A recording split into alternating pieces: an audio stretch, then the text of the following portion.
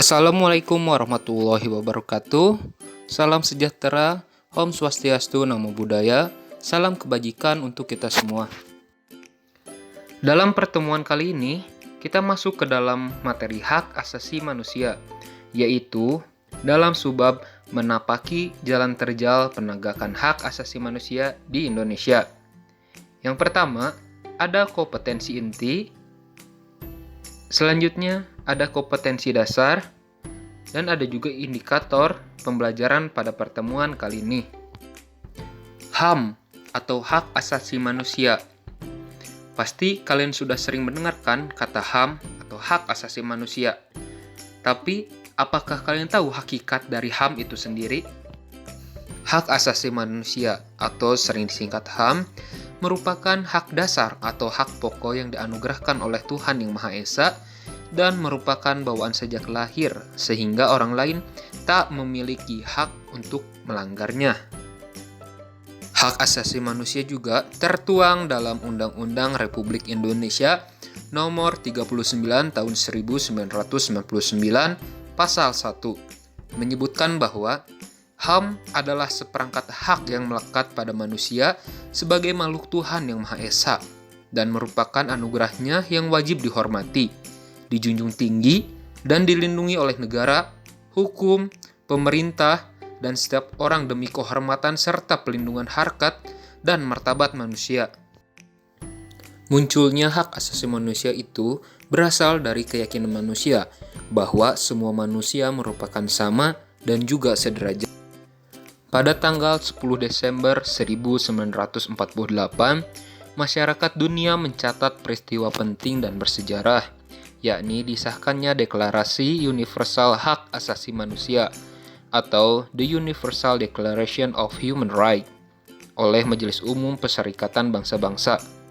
Pernyataan ini terdiri atas 30 pasal yang menggarisbesarkan pandangan Majelis Umum PBB tentang jaminan hak-hak asasi manusia kepada semua orang. Selanjutnya, Piagam Magna Carta yang sering dianggap sebagai piagam hak pertama. Walaupun piagam ini sangat berbeda dengan piagam HAM modern karena hanya menjamin hak-hak para bangsawan Inggris. Selanjutnya, ada sifat-sifat dan unsur-unsur hak asasi manusia. Yang pertama, yaitu sifat-sifat HAM, yaitu sebagai berikut. Yang pertama, HAM tidak dapat dibagi. Artinya, HAM pada semua orang itu sama dan sederajat. Jadi, hak ini tidak bisa dibagi dan diserahkan kepada orang lain karena pada dasarnya semua sudah mempunyainya. Yang kedua, HAM tidak dapat dicabut. HAM merupakan hak yang melekat pada diri manusia sejak dia dilahirkan. Oleh karenanya, HAM itu tidak bisa dicabut. Tidak mengakuinya berarti tidak mengakuinya keberadaannya sebagai manusia dan menjaga harkat martabatnya. Sesama manusia yang hidup tidak bisa saling mencabut dan meniadakan HAM. Jadi, hanya Tuhan yang bisa mencabut HAM, yaitu melalui kematian. Yang ketiga, HAM hanya dimiliki oleh manusia.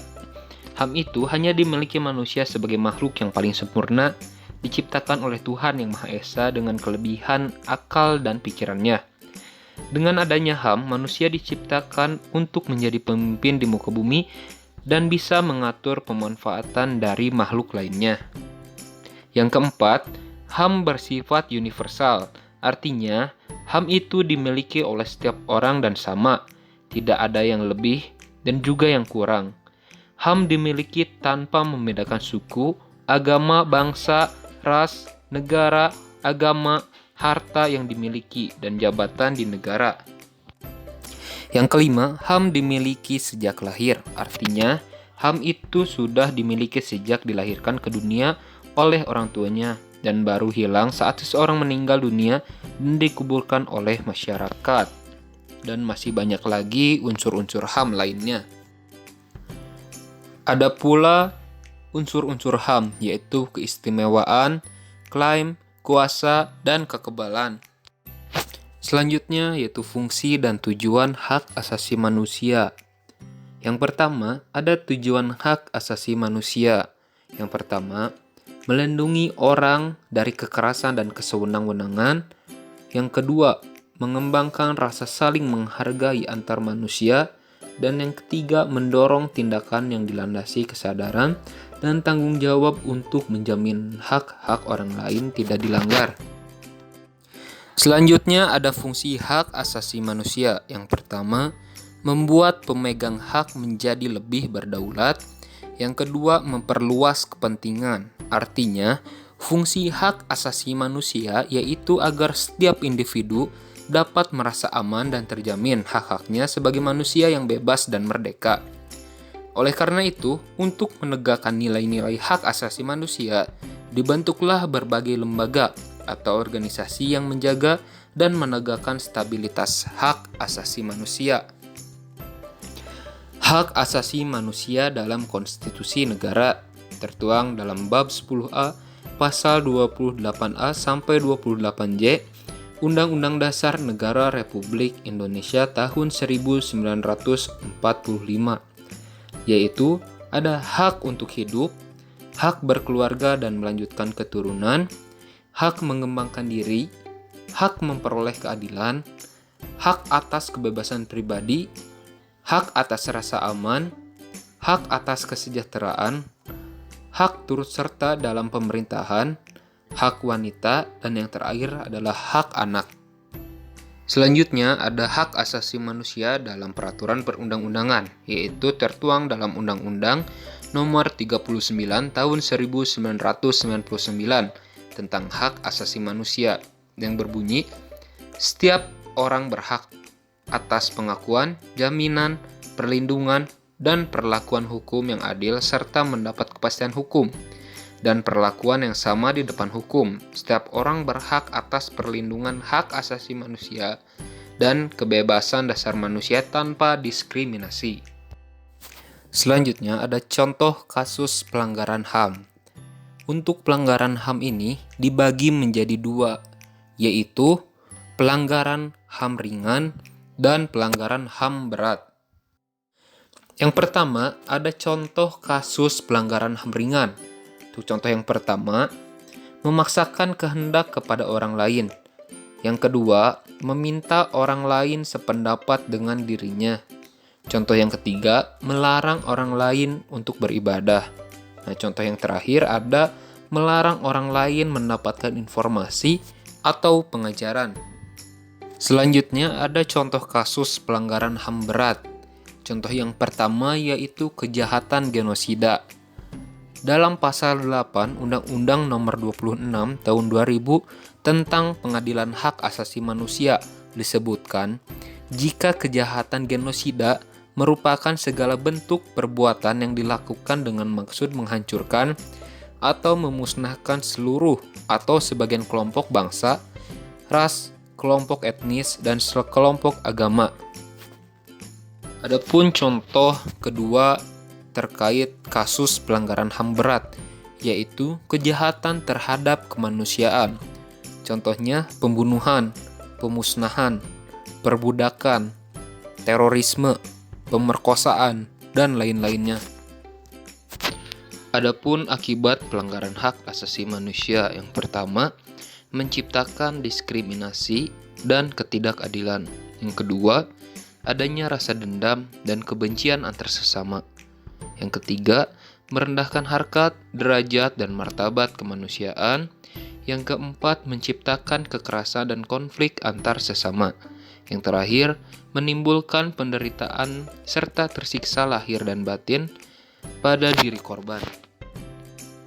Adapun hubungan hak asasi manusia dengan setiap sila dalam Pancasila. Sila pertama, menjamin kemerdekaan untuk memeluk agama, menjalankan ibadah, dan menghormati perbedaan agama. Sila kedua, memposisikan setiap warga negara pada kedudukan yang sama dalam hukum. Sila ketiga, memberikan semangat persatuan di antara warga negara dan menempatkan kepentingan bangsa dan negara di atas kepentingan pribadi atau golongan. Sila keempat, mengajarkan untuk menghargai hak setiap warga negara untuk bermusyawarah, mufakat yang dilakukan tanpa adanya tekanan ataupun paksaan. Sila kelima, mengakui hak milik perorangan dan dilindungi pemanfaatannya oleh negara. Adapun upaya penegakan HAM dalam perspektif Pancasila.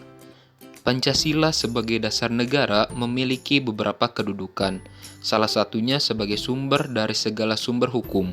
Artinya, setiap peraturan perundang-undangan di Indonesia harus mengacu pada Pancasila dan tidak menyimpang dari ketentuan serta asas-asas yang terkandung di dalamnya.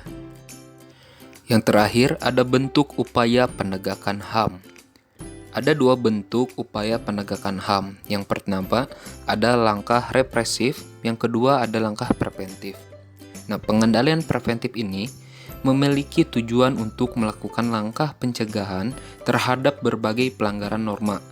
Sedangkan pengendalian represif memiliki tujuan untuk penindakan terhadap pelanggaran norma agar menimbulkan efek jera buat para pelakunya.